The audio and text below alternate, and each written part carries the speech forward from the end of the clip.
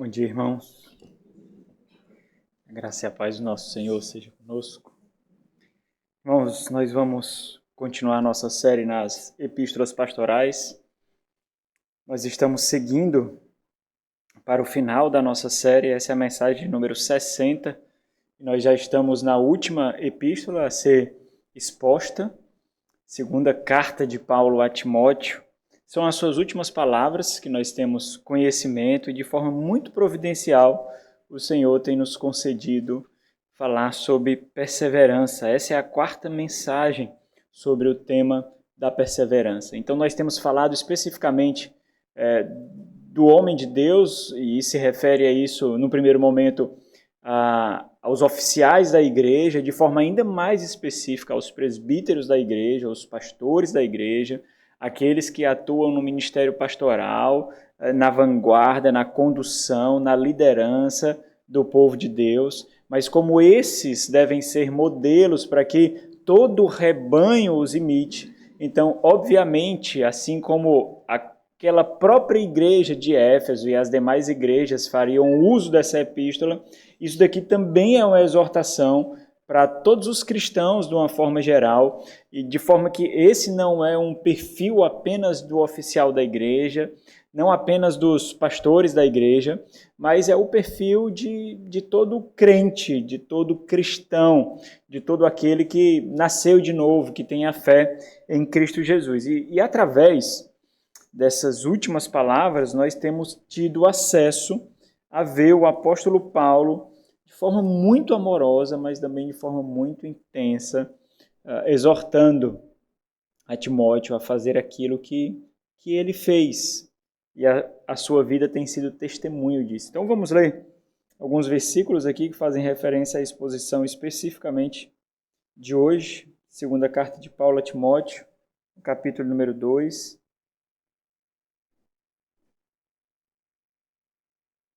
A partir do versículo 3. Diz assim: participa dos meus sofrimentos, como bom soldado de Cristo Jesus. Nenhum soldado em serviço se envolve em negócios desta vida, porque o seu objetivo é satisfazer aquele que o regimentou. Igualmente, o atleta não é coroado se não lutar segundo as normas. O lavrador que trabalha deve ser o primeiro a participar dos frutos. Só até aqui. Vamos orar novamente. Nosso Senhor, nós temos diante de nós palavras que nós não conseguimos tocar, que nós não conseguimos alcançar se não for a iluminação do Teu Santo Espírito. Nós temos inúmeras barreiras, ó Deus, para que seja impedida a nossa compreensão. Então rogamos ao Senhor, Deus, naquilo que foi intencionado pelo Senhor mesmo, antes da fundação do mundo. Segundo a Tua misericórdia e graça, pelo poder do Teu Santo Espírito, inunda-nos com a Tua verdade. Expõe a nós mesmos as nossas mazelas e fragilidades e ensina-nos contundentemente, através de gemidos reais daquele que o Senhor escolheu para escrever essa carta, através das tensões, lutas e dores que envolvia a escrita dessa epístola. Que o Senhor nos exorte e nos ensine no dia do Senhor, que graciosamente o Senhor nos concede para nos reunirmos. Amém. Meus irmãos, através dos últimos escritos do apóstolo Paulo, nós temos aprendido não somente o real e profundo significado da vida, mas de forma ainda mais especial o verdadeiro propósito do sofrimento, porque a perseverança pressupõe justamente isso, sofrimento. Nós temos compreendido que nossas lágrimas, suor, sangue, têm um valor, mas não quando elas são derramadas, quando elas são vertidas para nós mesmos. Quando o nosso sangue é vertido por causa de nós, isso só gera autocomiseração, autopiedade, vitimismo, não perseverança, não amadurecimento, não piedade. E é isso que nós temos percebido, ou nós deveríamos perceber, através desses escritos aqui do apóstolo Paulo, não por causa de nós, não por causa do mundo, mas por causa daquele a quem nós tanto amamos. Se nós amamos a nós mesmos, então serão vertidos por causa de nós. Se as nossas lágrimas escreverem o nosso nome no nosso rosto, então mostrará quem realmente nós amamos, e não é Cristo, não é o seu reino, mas é esse presente mundo. Na verdade, Paulo ele grita com a sua vida, ou nós poderíamos dizer, com o final da sua vida. E ele faz isso instruindo apaixonadamente, vigorosamente a Timóteo, que a mais profunda e verdadeira, o mais profundo e verdadeiro valor da vida, de uma vida drenada, de uma vida vertida, só pode ser realmente exibida se com ela nós pintamos Cristo com o nosso suor, se nós pintamos Cristo com as nossas lágrimas. Se nós buscarmos adentrar um pouquinho na mentalidade de Paulo e do contexto que envolve essa epístola, nós vamos compreender isso, irmãos. Paulo ele não está no escritório, Paulo não está no gabinete. O contexto que envolve é de dor, de sofrimento. O contexto que envolve é de perseverança. E essa é a verdadeira perseverança, irmãos. Quando nossa firmeza, quando nossa resistência, quando nossa luta, os nossos gritos, os nossos gemidos constantemente proclamam o nome de Cristo Jesus. Para nós hoje, isso é uma realidade absurdamente distante. Parece uma utopia pregar sermões assim para a igreja contemporânea, porque nós estamos muito envolvidos com as nossas atividades corporativas, acadêmicas, com as nossas enfermidades, cuidando das nossas saúdes, criando as nossas crianças. E nós simplesmente dedicamos um pouquinho de tempo apenas para refletir sobre o religioso, para refletir sobre a fé, simplesmente aqui. Nós chegamos à casa do Senhor completamente sugados pela semana que passou, sugados pelas atividades, sugados pelas demandas. Nós dedicamos ao Senhor o nosso resto, aquilo que sobra, os retalhos da nossa vida. Então é muito difícil compreender isso aqui. E por mais que você compreenda cognitivamente, o seu coração não vai alcançar. E essa, infelizmente, tem sido a mais absurda verdade da igreja contemporânea. Foi justamente dessa forma que Paulo instruiu uma igreja que julgava viver regaladamente desse lado da eternidade. A igreja de Corinto. Uma igreja que se portava como se tudo tivesse, tudo desfrutasse, que consistia em gozar dos prazeres desse presente século, quando na verdade o primeiro e o mais intenso campo de resistência não estava sendo observado por aquela igreja que são as paixões, as nossas paixões carnais. E na sua primeira carta aos Coríntios, pelo menos na que nós temos acesso, no capítulo 15, no versículo 58, ele exorta aqueles irmãos. Portanto, final dela, depois de falar dos benefícios da ressurreição de Cristo Jesus, aquela ressurreição que eles estavam menosprezando, desprezando, por causa dos prazeres com que eles viviam nesse mundo. E Paulo os exorta, concluindo a sua carta, ele diz: meus amados irmãos, sede firmes, inabaláveis e sempre abundantes na obra do Senhor, cientes, sabendo que no Senhor o vosso trabalho não é vão. Então, observe que é justamente isso que nós temos aprendido aqui, especialmente nessas palavras finais de Paulo, que é esse o valor e o significado que Paulo deseja instruir a Timóteo, porque somente se Timóteo de fato compreendesse, apreendesse, tomasse verdadeiramente para si esse real significado da vida, aí sim ele seria capaz de lutar, ele seria capaz de enfrentar, ele seria capaz de perseverar somente se ele tomasse para si de fato esse verdadeiro significado,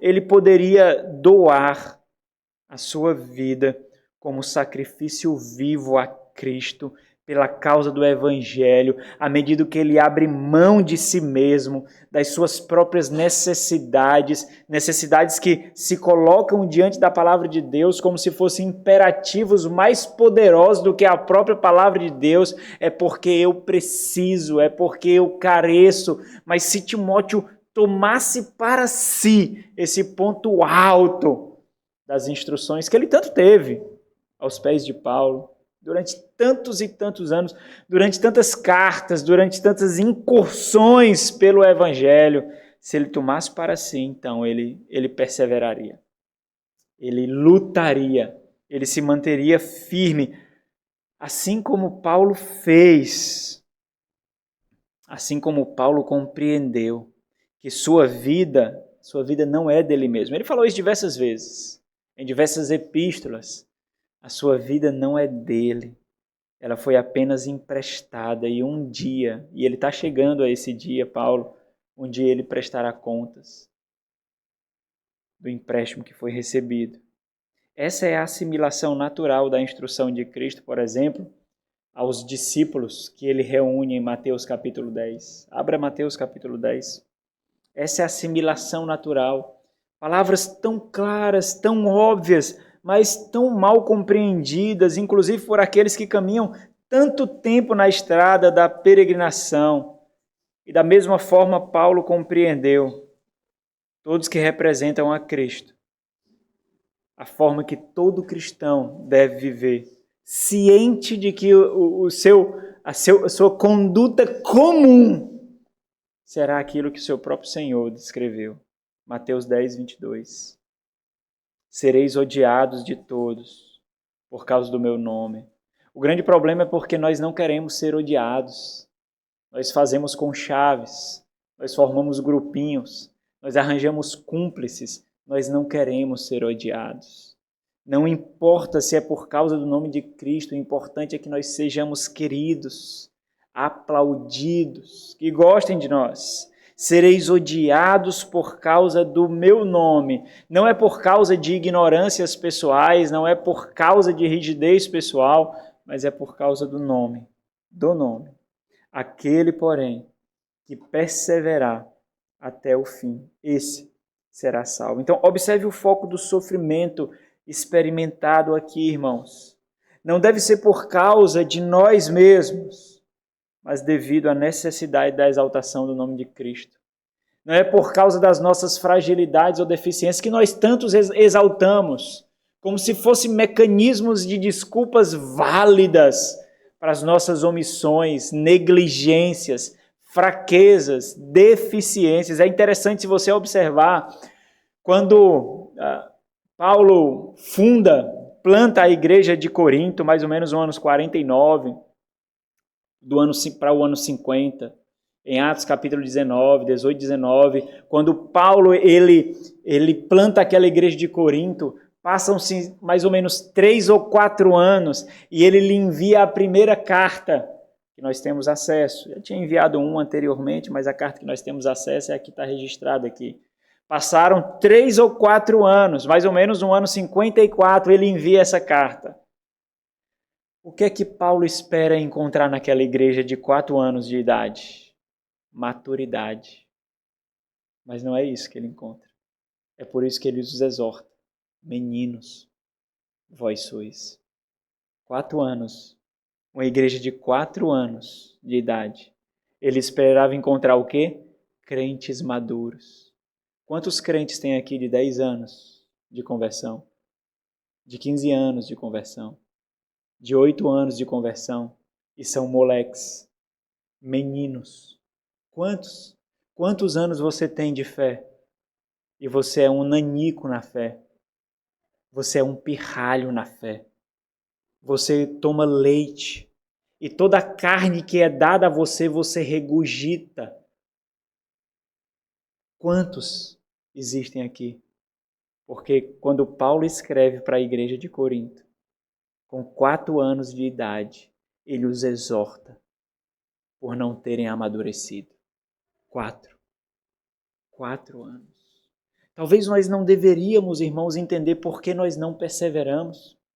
Porque palavras assim, não importa o que nós falemos, são utópicas, são fantasiosas. Na verdade, palavras tão simples como essa, que fazem parte do nosso vocabulário, perderam completamente o significado. Nós sabemos o que é perseverar para o trabalho. Nós sabemos o que é perseverar para o mundo corporativo, para os concursos públicos, para a conquista dos nossos bens, para os nossos prazeres sexuais. Mas para Cristo não. Para Cristo nós não sabemos o que é perseverar. É uma utopia, é uma fantasia.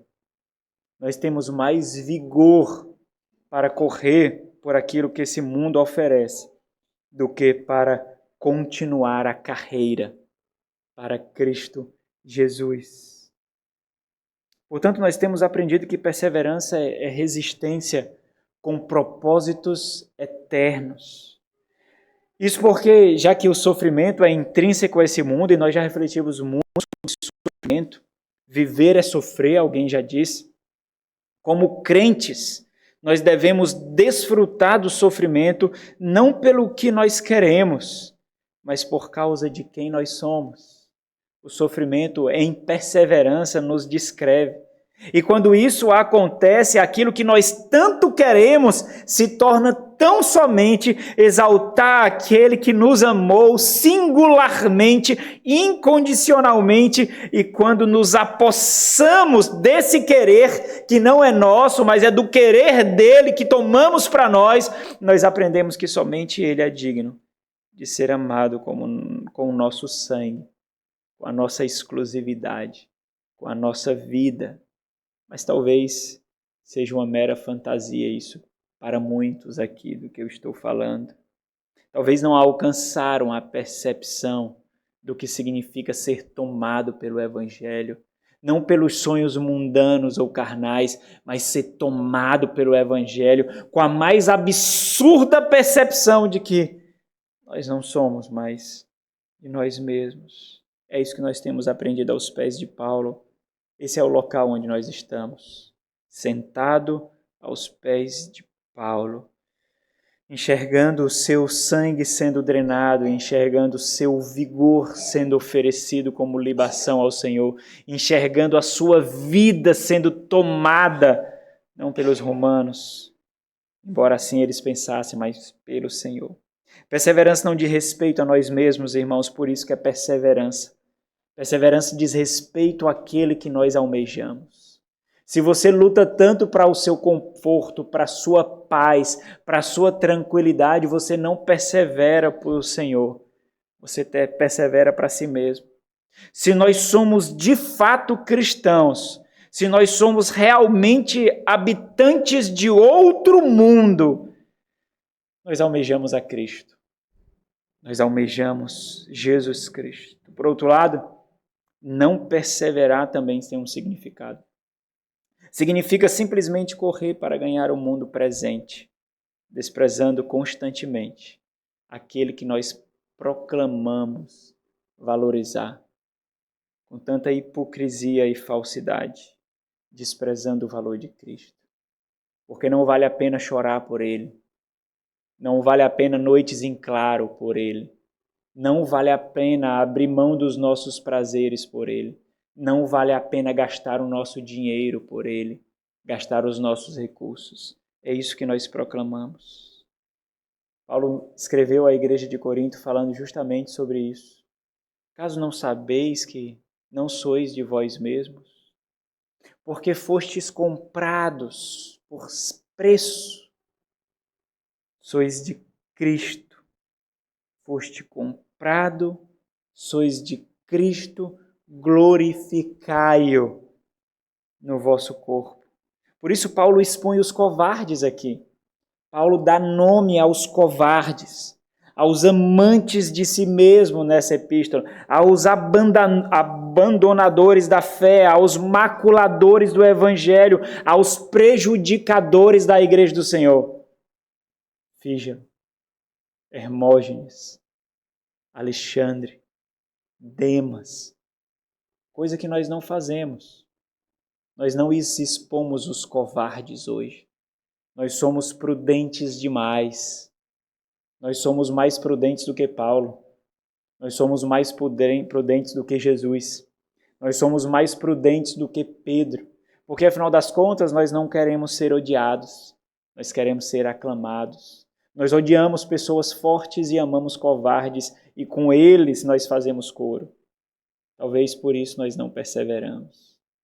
Porque o Evangelho não nos tomou com tanto vigor que nós não nos preocupemos com a nossa reputação, a não ser que ela não proclame a Cristo acima de todas as coisas. Por isso Paulo alerta a Timóteo para que as suas expectativas contemplem essa dura realidade do ministério pastoral, e se nós aplicarmos as nossas vidas, para que as nossas expectativas contemplem a realidade de que seremos perseguidos, não por causa de nós, não porque nós somos pecadores, não porque nós somos negligentes. Nós seremos odiados não por causa de nós seremos rejeitados por causa da nossa fé. Essa é a instrução de Paulo a Timóteo. Por isso que ele faz questão de falar sobre a luta necessária para o ministério. O fato de que a dor do abandono daqueles que ele tanto investiu, daqueles de quem ele tanto esperou, é um fato, é uma realidade constante. Apesar de ser uma dor aguda e solitária, não compartilhada por ninguém, cuja realidade do ministério não é capaz de aliviar. Justamente por isso, o significado da perseverança se torna ainda mais fundamental, não somente para a vida cristã como um todo, mas absurdamente importante para o ministério pastoral. Essa é a quarta mensagem sobre perseverança, apesar de nós termos refletido outras vezes sobre perseverança. Será que você entende de fato o que é perseverança? Será que a essa altura você mudou comportamentos, perspectivas, você mudou a sua visão do que é perseverança? Nós precisamos compreender que perseverança é a grande evidência da obra do Espírito Santo na vida de alguém, e de forma ainda mais especial no ministério, infundindo fé, a naturalidade da abnegação, o vigor para a resistência. A perseverança é a profunda fome pelo mundo por vir, por isso nós resistimos a esse mundo. É a repulsa latente pela presente era. A perseverança tem a ver com a lealdade. É na perseverança que nós revelamos a quem nós somos realmente leais, para quem realmente nós vivemos. Por isso, quando essas verdades são aplicadas aos ministros, assim como Paulo faz aqui, a compreensão é que sua perseverança não consiste unicamente em salvar a sua própria vida. É por isso que ele instrui a Timóteo, porque como membros de um corpo maior, todo cristão depende um do outro. Ele entende que a sua perseverança não diz respeito a ele, mas que através da perseverança dele, outros serão firmados, outros serão fortalecidos, outros serão nutridos. Talvez essa percepção também é muito distante de nós. O máximo que nós conseguimos aplicar sobre essa realidade na nossa vida é para a nossa família. É aquele círculo do ego. Nós pensamos nos nossos filhos e achamos que estamos cumprindo com o nosso papel. Nós pensamos no nosso cônjuge e achamos que estamos cumprindo o nosso papel. Estamos sendo meros egoístas, não fazendo uso dos dons que o Senhor mesmo nos deu. Esses compreenderão que através da sua vida e do seu testemunho de perseverança, eles inundarão a mente de muito com amor pelo mundo por vir, com um desejo intenso de tal forma que as suas vidas serão sermões vivos que proclamam o profundo anelo pelo mundo por vir. É justamente para lá que Paulo está indo, para o o antigozo do mundo por vir. Daqui a pouco ele encontrar-se-á com o Senhor. E de forma muito especial, esse foi o foco do último sermão, sermão 59 da série. Perseverar, considerando Cristo digno do nosso sofrimento, da nossa intensidade e da nossa exclusividade. Nós temos refletido qual é a constituição da perseverança, pelo menos aquilo que nós temos acesso aqui. Qual é a sua força, versículo 1. Quais são os desafios para a perseverança, versículo 2 ao 8. Qual é o exemplo de perseverança, versículo 9 e 10. E qual é a sua convicção para a perseverança, versículos 11 e 13. Então, eu vou fazer um resumo daquilo que nós já vimos e depois nós vamos passar para o ponto B dos desafios, suportar o sofrimento por causa do Evangelho. Então nós vimos sobre a sua força, os seus desafios, pelo menos o primeiro e parte do segundo. A sua força, versículo 1, tu, pois, filho meu, fortifica-te na graça que está em Cristo Jesus. Nós aprendemos que a força da perseverança do homem de Deus corresponde ao seu nível de dependência da graça de Cristo Jesus. É a sua profunda compreensão de que quando os açoites são recebidos, somente fortalece aquilo que ele já compreende. Não depende de mim. Não depende das minhas forças, da minha perfeição. Depende daquele de quem eu tanto dependo, de quem eu tanto sou devedor. Ou seja, a força de sua perseverança é simplesmente se entregar ao fato de que ele não tem força alguma em si mesmo para perseverar. Observamos também os seus desafios, são 3 listados aqui. O desafio de promover a propagação do Evangelho, você faz isso consigo mesmo, se você não é um ministro, você faz isso no seu lar e você faz isso uns com os outros no pastoreio mútuo e no discipulado. Segundo, suportar os sofrimentos é o que nós vamos concluir hoje. E terceiro, nós vamos considerar nos próximos sermões. Considerar o custo disso tudo. Fazer a contabilização do que vai nos custar. Porque quando a gente faz isso, nós não somos frustrados. Nós fazemos a contabilização. Nós continuaremos sentindo as dores e os sofrimentos, mas nós estaremos cientes do que nós esperamos. Então, os desafios na perseverança. Promover a propagação do Evangelho, versículo 2. E o que de minha parte ouvistes, através de muitas testemunhas, olha a intencionalidade aqui. Isso mesmo, transmite a homens fiéis, homens dignos de confiança, seria aqui a tradução. E também idôneos, homens de caráter, que suportem essa dignidade para instruir a outros. Esse aspecto aqui é o aspecto desafiador do ministério. Ele consiste na intensa e na constante batalha para forjar homens para o ministério do Evangelho de Cristo Jesus e na edificação da Igreja do Senhor. O penoso labor desse aspecto da obra aqui consiste na dura realidade da constante desistência. Paulo faz questão de mostrar desistentes aqui, discendentes, mostrar a covardia, o abandono tão constante nesse lado do ministério, um lado tão oculto, um lado tão secreto e tal, e Paulo faz questão de exibir a vergonha daqueles que não fizeram um cálculo devidamente, que não consideraram devidamente, que iniciaram para causar vergonha ao ministério, vergonha à igreja e vergonha ao nome de Cristo, como se o Senhor não os preservasse para a perseverança. Ou seja, por mais que a igreja do Senhor esteja cheia de homens de caráter, comprometidos com o Evangelho, pouquíssimos se dispõem à obra, embora a igreja não sobreviva sem a manutenção dessa obra. O ponto de Paulo aqui é muito simples.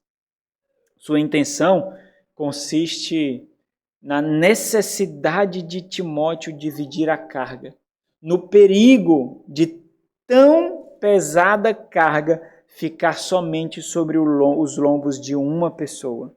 Por isso, da mesma forma, Paulo ele perseverou, mesmo diante de tantas frustrações, mesmo diante de tantos abandonos. E Timóteo deve fazer o mesmo, batalhar para a propagação do Evangelho.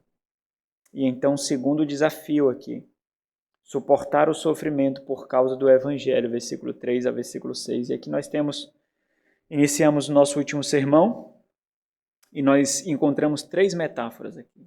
Diz o texto: participa dos meus sofrimentos como bom soldado de Cristo Jesus.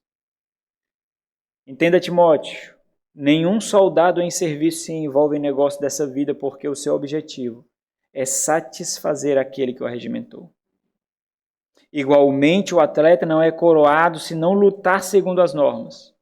O lavrador que trabalha deve ser o primeiro a participar dos frutos. E Paulo ele faz uso de uma figura de linguagem aqui. 3 metáforas são dadas como instrumentos de exemplificação para mostrar os vários aspectos da perseverança no sofrimento, em meio ao sofrimento, de forma muito específica ao ministério pastoral, mas obviamente, irmãos, isso se aplica a toda a vida cristã. A metáfora do soldado, a metáfora do atleta e a metáfora do agricultor, que aqui é traduzido para nós como lavrador. Mas tudo gira em torno de uma sentença: participa dos meus sofrimentos. Paulo participa dos sofrimentos de Cristo. Ele completa os sofrimentos de Cristo.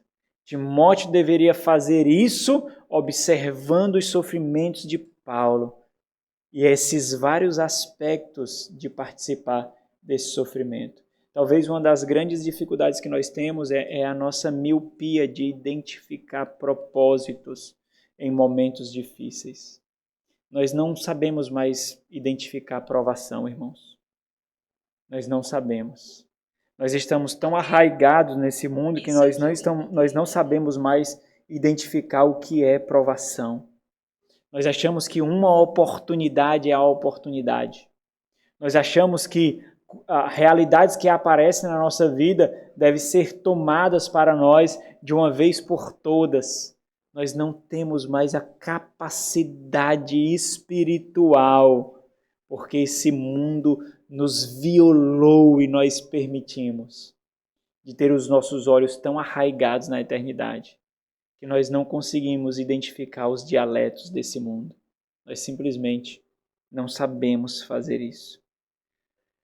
Literalmente, participa dos meus sofrimentos significa compartilha comigo dos sofrimentos. Esses sofrimentos, obviamente, é em decorrência do ministério pastoral. Mas não somente isso, irmãos. Esses sofrimentos é singularmente fruto de uma vida dedicada ao Evangelho de Cristo Jesus. E esses sofrimentos devem ser apropriados por Timóteo, tomados como se fossem seus de fato. É isso que significa aqui, essa é a ideia que que Timóteo deve compreender. Toma como os seus os meus sofrimentos, porque eles não são por causa de mim, são por causa do Evangelho. E se tu amas o Evangelho e por ele foi tomado, esses sofrimentos são seus também. Se você pudesse mostrar as suas mãos agora, quais sofrimentos você apontaria por causa do Evangelho? Quantos confortos você apontaria por causa de você mesmo? Quanta comodidade, quanta rejeição àquele que os exorta. Quanta luta por comodidade você exporia agora diante de você mesmo. E quanto aos sofrimentos, que é intrínseco à experiência do Evangelho nesse mundo. Quantos você colocaria? Quantos sofrimentos negligenciados por você, que forjaria você uma mulher madura, um homem maduro? Quantos você abandonou? Quantos? Quantos você cuspiu? Quanto você desprezou? Quantos você buscou cúmplices? para a sua fraqueza, covardia e negligência, porque você não suporta o desconforto, porque você não suporta a luta, porque você não suporta a dor. E esse mundo paulatinamente vai fazer de você um homem frouxo, uma mulher fraca, amante de si mesmo, que não suporta ver a sua carne sendo tocada, o seu sangue sendo drenado. Você vai sendo conformado conforme esse mundo e não a Cristo.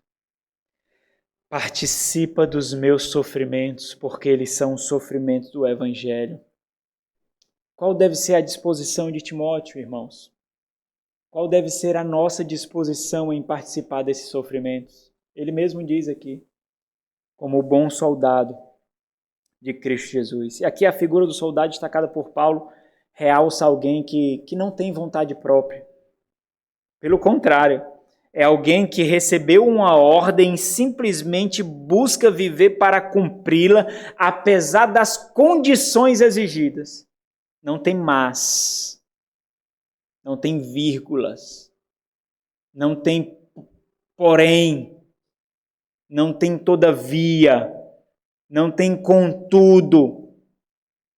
É simplesmente cumprir a missão recebida, porque ela não foi dada por um senhor negligente, por um comandante negligente. Ô, Senhor Jesus, eu acho que o Senhor errou aqui em algum ponto. Isso daí não diz respeito a mim. Talvez se aplique a outro, mas não diz respeito a mim. Esse soldado, ele simplesmente... Por que ele faz isso? Porque a sua vontade absorve o objetivo da missão. A sua vontade absorve de tal forma, irmãos, que a vontade daquele que o arregimentou se torna a sua vontade. Esse é o bom soldado, cuja vontade é a vontade daquele que o arregimentou, daquele que o alistou. E essa é a primeira metáfora. Ele dá a primeira metáfora para descrever o que significa ser, então, um bom soldado de Cristo Jesus. A primeira metáfora é do próprio soldado. Nenhum soldado em serviço se envolve em negócio dessa vida porque o seu objetivo é satisfazer aquele que o arregimentou. Então, um bom soldado é aquele que não é dividido. É aquele que vive exclusivamente. Eu não sei se você sabe, mas você pode fazer isso como estudante. Você pode fazer isso como dono de casa. Você pode fazer isso como um trabalhador em qualquer área. Você pode fazer isso. Viver exclusivamente para o Senhor, não para conquistar esse mundo, embora você desfrute de efeitos colaterais disso. Tomar dos frutos da agricultura exercida. Mas você não vive para isso. Você não vive para construir uma casa nova. Você não vive para passar num concurso. Você não vive para comprar algo. São efeitos colaterais de ser um bom soldado, um bom cristão, mostrando a esse mundo o que significa ser um trabalhador de outro mundo. Nenhum soldado, observa o texto, nenhum soldado em serviço, ou seja, o cristão ele já está em serviço, o ministro ele já está em serviço, e não é arando a terra desse mundo. Não é, embora ele vá falar do agricultor lá na frente. Não é numa missão intrinsecamente ligada ou dada por esse mundo. Nenhum soldado em serviço se envolve ou se enreda, se enlaça. A ideia é de armadilha mesmo. A ideia é de você se envolver em algo que lhe atrapalhe. Em negócios dessa vida, em atividades comuns dessa vida, em ocupações dessa vida, ocupações ordinárias. Qual é o motivo disso? O próprio Paulo ele argumenta, ele mesmo responde, porque o seu objetivo é satisfazer aquele que o arregimentou. E é importante perceber o caráter de exclusividade que Paulo está dando aqui. Exclusividade e intencionalidade aqui. O argumento de Paulo gira em torno disso. Exclusividade, intencionalidade. Mas não somente isso. O seu ponto é que a exclusividade tem um custo. Esse é o ponto dele. A exclusividade lhe custará algo. Ou seja, um bom soldado de Cristo Jesus, que já está em missão. Bom, se você é bom soldado, você entende que você está em missão já. A sua missão não é simplesmente formar os seus filhos, mulher. A sua missão, homem, não é simplesmente nutrir a casa. A sua missão é satisfazer por meio disso tudo aquele que o alistou nessa missão. Então, não vale a pena, por exemplo, você deixar a casa limpa se você não sabe por que você está fazendo isso. Não vale a pena você ser ordeiro se você for ético no trabalho se você não sabe por que você está fazendo isso. Não faz sentido, você simplesmente fez. Não tem propósito nenhum, irmãos, em fazer. Então entenda, eu estou tentando aplicar isso aqui para vocês, mas não tem dúvida que isso aqui fala especificamente do ministério pastoral, irmãos. Vocês sabem do privilégio que é ter um pastor de tempo integral? Privilégio de ter alguém que não divide as suas forças, cuja atenção exclusiva é dedicada ao rebanho. Vocês sabem quantas igrejas não desfrutam disso, ou por ignorância, ou por carnalidade? É o que ele está falando aqui. E o ponto de Paulo é muito interessante, porque, primeiramente, Paulo escreve essa carta para quem? Para Timóteo. Então, por mais que a igreja não compreenda isso, o Timóteo deveria compreender. Porque a igreja receberá os benefícios que ela muitas vezes sequer valoriza e nem entende que precisa. Será fortalecida, edificada e nutrida. Então, Paulo fala especificamente aqui de que o soldado em missão tem um único objetivo, que é satisfazer aquele que o arregimentou, satisfazer aquele que o alistou, e não há dúvida aqui dessa apologia da exclusividade do ministério pastoral, do ministério de tempo integral. Na verdade, Paulo ele foi tão contundente isso, que alguns até compreendem mal. A teologia de Paulo é vertida disso, de forma tão contundente que alguns loucos até, alguns carnais até, alguns amantes desse mundo que estão no ministério pastoral, defendem a bivocacionalidade, mostrando que Paulo fazia tendas. Mas o mesmo Paulo que fazia tendas, ele fazia tendas por causa da negligência das igrejas que não sustentou. E é por isso que na segunda carta ele condena a igreja de Corinto. A glória não é dada a vocês, porque fostes negligentes. Paulo é tão intenso nessa exclusividade de vida para o Evangelho, que no capítulo 7 da primeira carta aos Coríntios, ele fala aos solteiros, é bom que não case. Qual é o motivo de Paulo dizer isso? Para que vivam para o Evangelho, para que propaguem o Evangelho. Olha o ponto de Paulo é que a vida no Evangelho e para o Evangelho vale bem mais do que as realizações pessoais, do que os prazeres pessoais. Mas se não podeis suportar, é melhor casar do que viver abrasado, ele diz. Não peques por isso.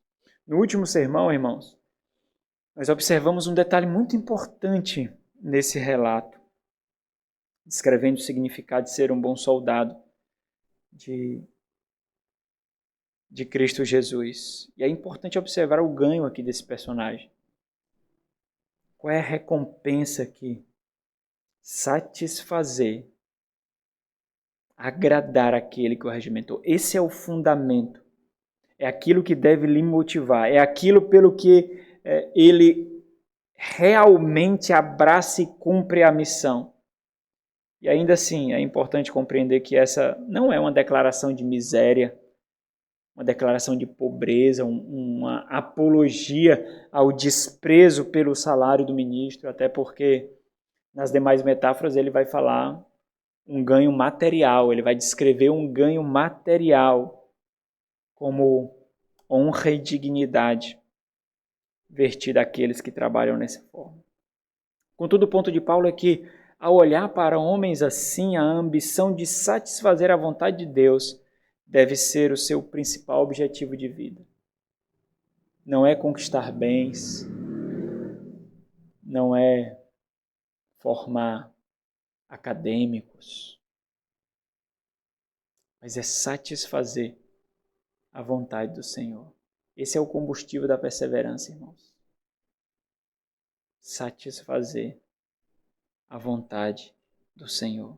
Porque satisfazer a nossa vontade, o que é que nós fazemos? Nós não perseveramos. Porque eu não gosto do sofrimento. Eu não gosto do desconforto.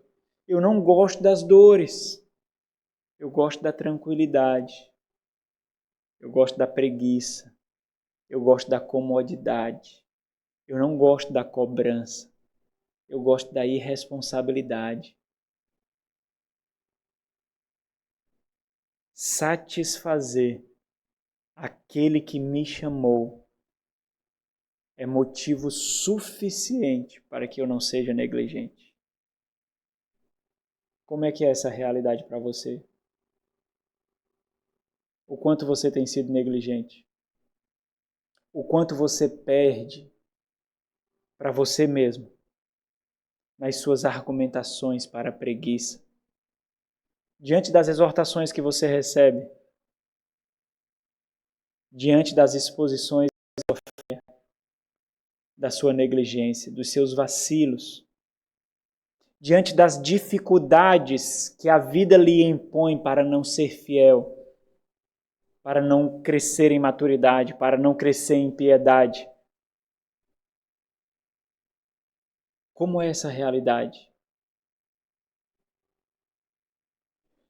Segunda metáfora é a do atleta, descrevendo mais uma vez outro aspecto do que significa ser um bom soldado de Cristo, Jesus.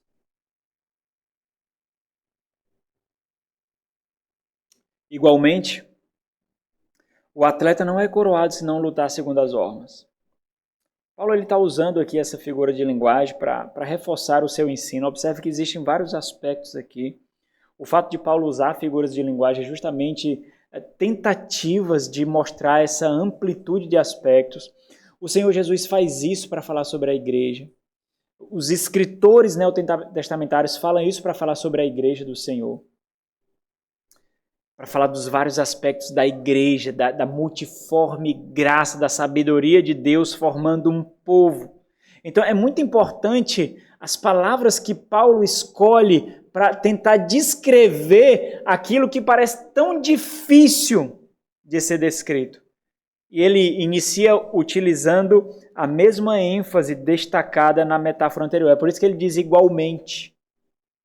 Igualmente. Aqui é um termo enfático, irmãos, mostrando que todo o rigor daquilo que foi descrito para a metáfora do soldado deve ser apropriada para compreender aquilo que ele vai falar agora. Ou seja, olhe para o que foi enfatizado em relação ao soldado.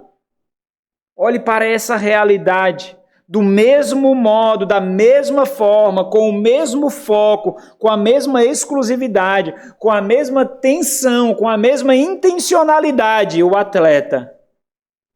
E nós estamos num período apropriado para isso, né? Esse não é um contexto estranho para o mundo antigo. Eles tinham ali os Jogos Olímpicos em Roma, e nós também não é uma realidade distante para nós, porque nós sabemos o que são Jogos Olímpicos, especialmente naquilo que nós estamos experimentando atualmente, onde está acontecendo as Olimpíadas aí em Paris.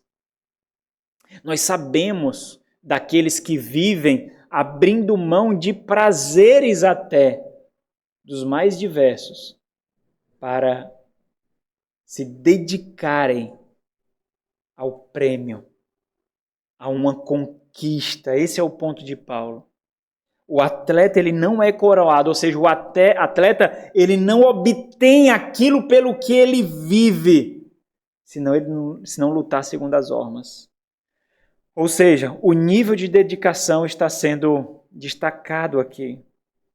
Um comentarista, ele disse o seguinte: assim como o atleta persevera apesar dos sofrimentos, porque se existe algo que acompanha os atletas, são as dores e os sofrimentos, são as lesões não vistas, são os calos não vistos, são as cirurgias realizadas e não vistas, porque o que importa é a coroa que ele conquistará. Assim como o atleta persevera, apesar do sofrimento envolvido no treinamento e na competição, assim também Timóteo deve sofrer de boa vontade. Agora, por que um atleta faz isso, irmãos? Porque a medalha vale a pena.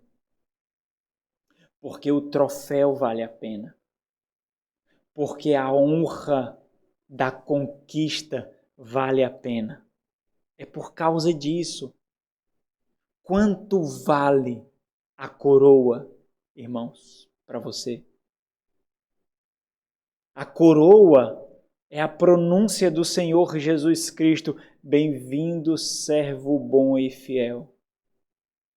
Essa é a coroa. A coroa é a contemplação da face de Cristo.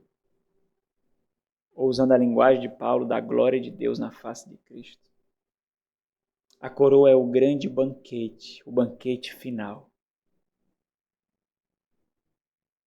É o início da eternidade na celebração na mesa do Rei. Essa que vamos desfrutar mais uma vez aqui essa noite.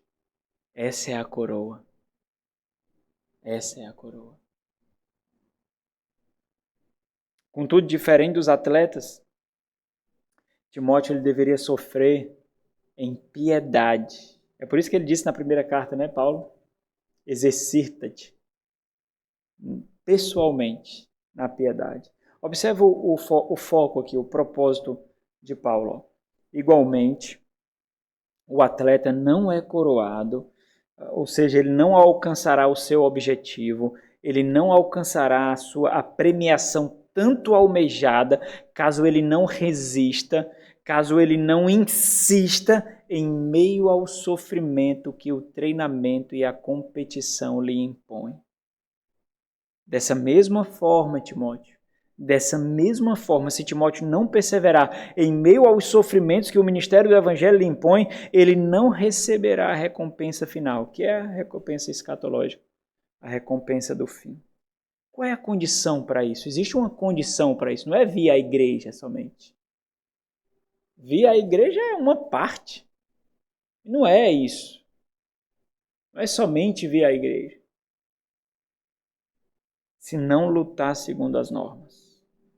Outra tradução possível seria: da mesma forma, se alguém não competir como atleta, não receberá uma coroa de flores, a menos que tenha competido legalmente. E nessa analogia, Deus é quem estabelece as regras. Não é o que eu acho, não é o que eu entendo, é Deus que estabelece as regras.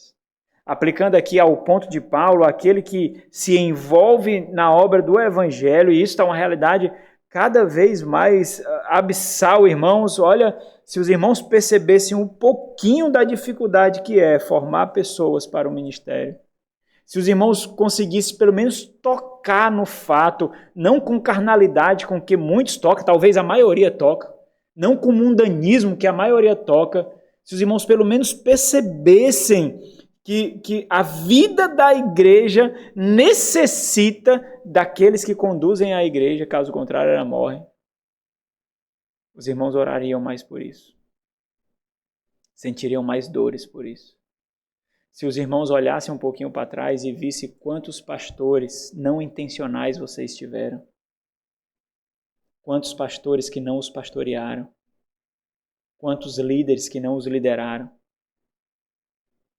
Quantos esquentadores de púlpito. Se os irmãos percebessem isso com mais intencionalidade, talvez os irmãos orariam com maior intensidade para que Deus envie obreiros. Porque os homens que são levantados hoje são fracos. Não suportam uma exortação. Porque correm. São frouxos. São nanicos na fé. São moles. Nós temos que tratar como se fossem menininhas. Menininhas segurando uma bonequinha. Caso contrário, eles correm. Porque são machucados por palavras. E eles não conseguem ser machucados por palavras. Querem o glamour e o holofote. Querem o destaque e a liderança. Mas não querem experimentar os bastidores que dá autoridade a isso tudo. Moleques desejam um ministério hoje. Moleques. E a igreja precisa de homens de verdade. Não covardes. Não fracos. Não frouxos. Mas homens. Vocês precisam deles. O casamento de vocês precisa deles. Os filhos de vocês precisam desses homens. A igreja do Senhor precisa desses homens. Quantos homens frouxos passaram pela vida de vocês como pastores e não os pastorearam? Quantos pecados de vocês sobreviveram às igrejas que vocês passaram? Aos líderes que vocês tiveram? Quantos? Quantos?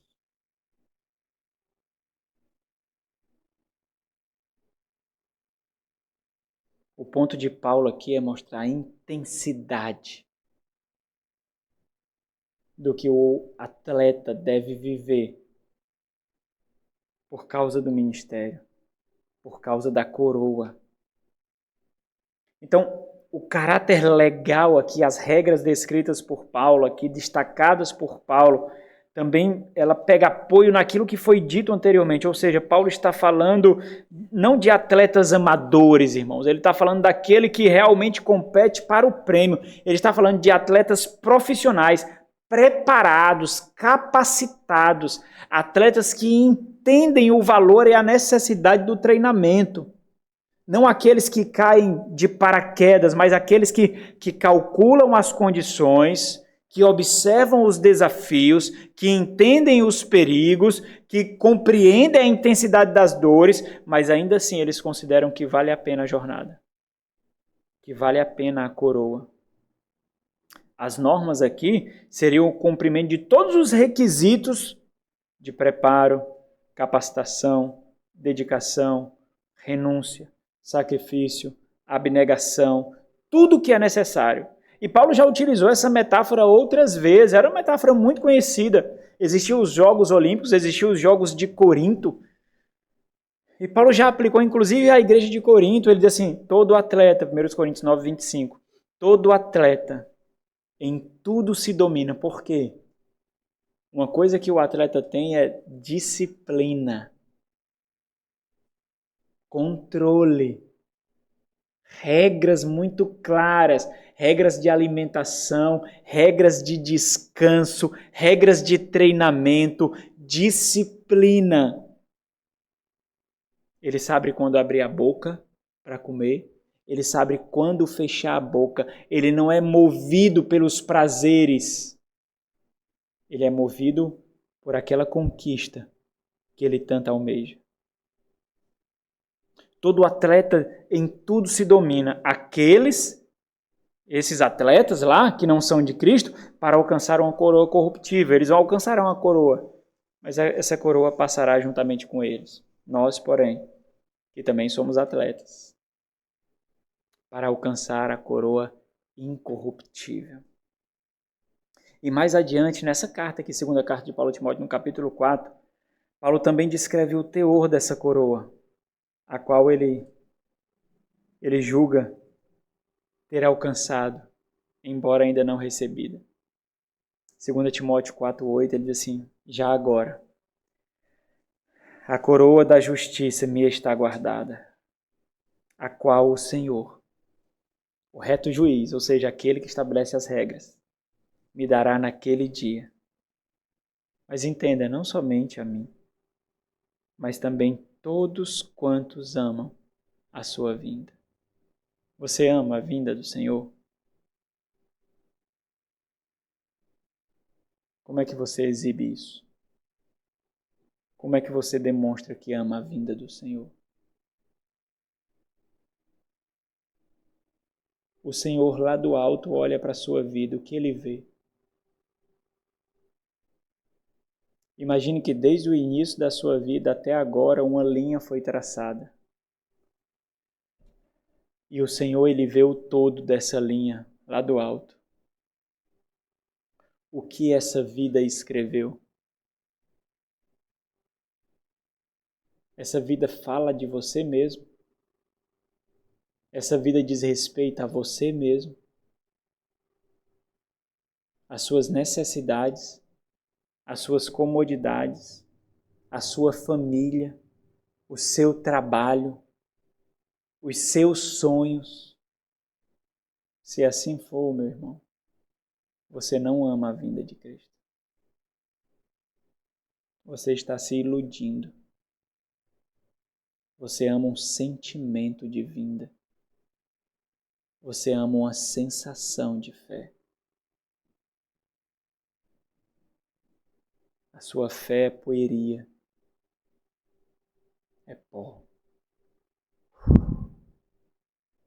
Pó. Fraca. Frouxa. Sem materialidade. Você ama os confortos desse mundo. Você não ama o sofrimento que forja fé. Você não tem prazer na batalha. Você é fraco. Mas é um fraco não porque você depende de Cristo, mas porque você julga que não precisa dele. Embora você não seja ousado o suficiente e tenha caráter o suficiente para falar verdadeiramente isso. Mas você não o ama. As suas comodidades revelam isso. Os seus prazeres revelam isso. A sua fraqueza na batalha. A sua fraqueza na resistência. A sua falta de perseverança. Revela isso. Sabe, irmãos, eu tenho aprendido algo muito pesado do ministério pastoral. As pessoas dizem que querem um pastor fiel, mas é mentira.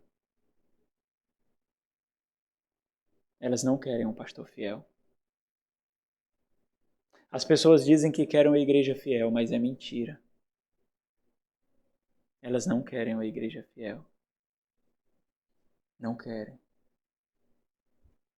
Será que você está nessa fila? Que é bem grossa, bem larga e bem extensa?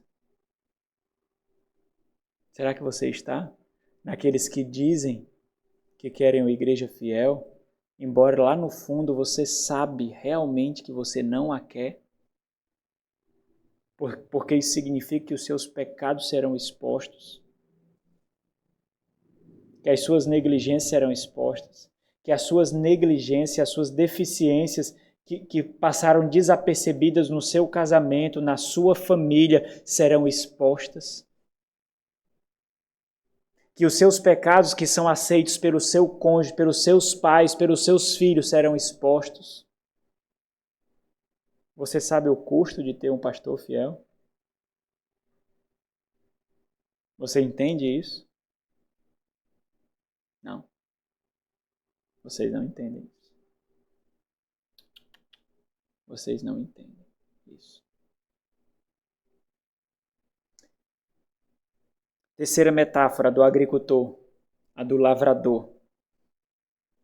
Paulo aqui descreve a honra, então. A honra devida a um bom soldado. Um bom soldado deve ser honrado, não desprezado, não preterido, não açoitado, mas honrado. Essa metáfora fala exclusivamente disso. Reconhecimento e honra. Primeiro tem um reconhecimento. Qual é o reconhecimento? O lavrador que trabalha. A tradução aqui não é boa. Nossa tradução, irmão, é muito boa. Almeida Revista Atualizada. Excelente. Mas, às vezes, ela comete um deslize. Essa tradução ela não mostra o rigor do trabalho. A NVI mostra o rigor desse trabalho, porque não é só trabalhar. Porque você pode entender que pregar é trabalhar. Pronto, eu trabalho, eu prego. Eu trabalho, eu vou à igreja. Esse não é o trabalho descrito aqui. Porque se for somente assim, não vai carregar o peso de tudo que Paulo falou, da exclusividade e da intensidade. Paulo acabou de falar da exclusividade em relação ao soldado, da intensidade em relação ao soldado. Paulo acabou de destacar o rigor do atleta. E agora ele vai falar somente de um trabalho? A NVI ela traz bem isso, a Nova Versão Internacional. A NVI diz assim, ó, o lavrador que trabalha arduamente, essa é a categorização do tipo de trabalho, descrevendo aqui a intensidade do trabalho. Ele deve ser o primeiro. Primeiro significa o quê, irmãos? Honra. Eu estava vendo uma pregação do pastor Marcos Granconato sobre o ministério pastoral e é interessante, ele conta o relato de quando, quase 30 anos atrás, ele assumiu o ministério pastoral na Igreja Batista da Redenção em São Paulo. E aí tinha uma senhorinha muito velhinha, convidou a ele para fazer uma visita. Então ele foi visitá-la. E essa velhinha, muito velhinha, quase mais de 90 anos, o recebeu com uma prataria linda e trouxe uma xícarazinha, um pires, porcelana, lindo, coisa linda. Foi tão bonito que reluziu aos seus olhos e ele disse, olha que xícara bela a senhora tem. Sabe, eu fico imaginando quantas pessoas aqui ao longo da história da senhora, mais de 90 anos, quantas pessoas tomaram um café nessa xícara? E ela disse assim, não, pastor, o senhor é o primeiro que toma. O primeiro. Eu ganhei essa xícara quando eu me casei. E eu estava aguardando para servir um homem de honra. O senhor é o primeiro que toma. A igreja contemporânea não entende isso. Homens fiéis não são honrados hoje. Eles são desprezados. Os pastores já foram vistos com dignidade e honra, com caráter. Pessoas daquela era entendem isso. Pessoas daquela geração entendem isso. Vocês não ensinam isso aos seus filhos. Vocês não praticam isso. Por isso que está sendo esquecido. Não existe nenhuma profissão mais honrosa do que o ministério pastoral. Com todo o glamour social que essas profissões têm.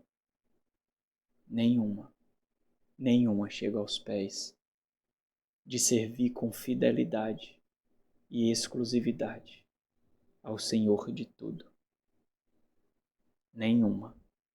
É por isso que Paulo faz questão de destacar aqui sobre os primeiros frutos.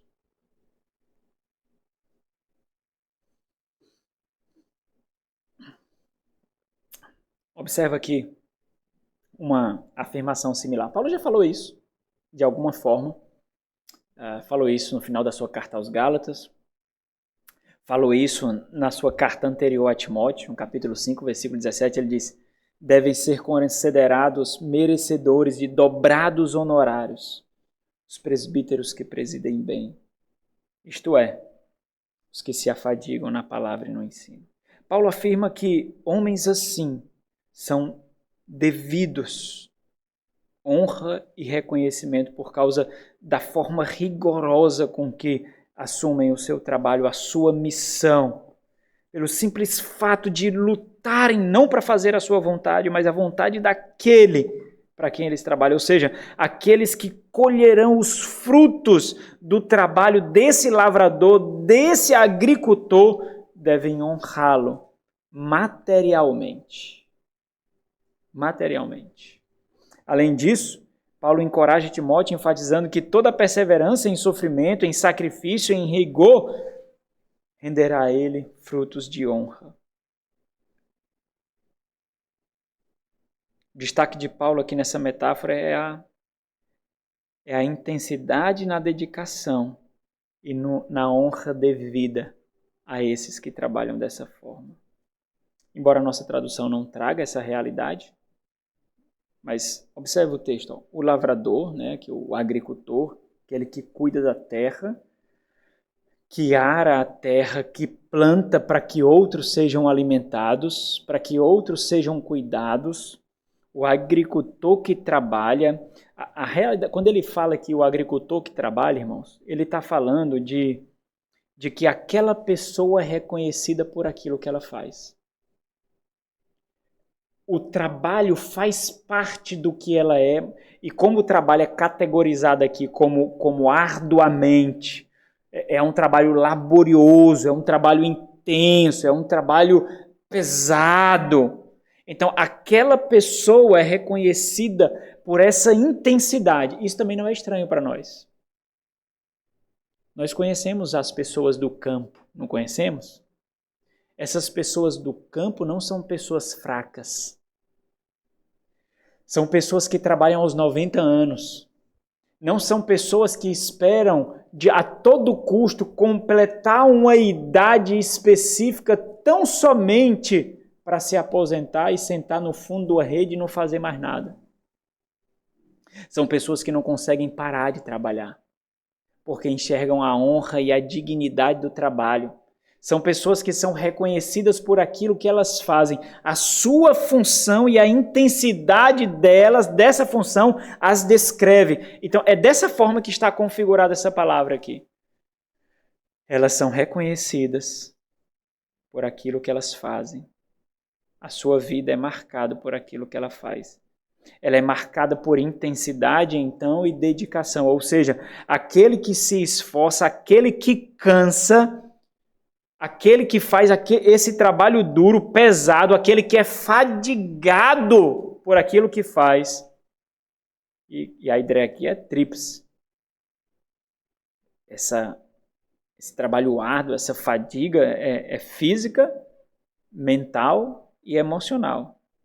Esse deve, e esse termo aqui é interessante, porque esse termo aqui, deve, é o mesmo termo utilizado por Paulo na primeira carta a Timóteo, capítulo 3, quando ele descreve as necessidades para que alguém seja presbítero.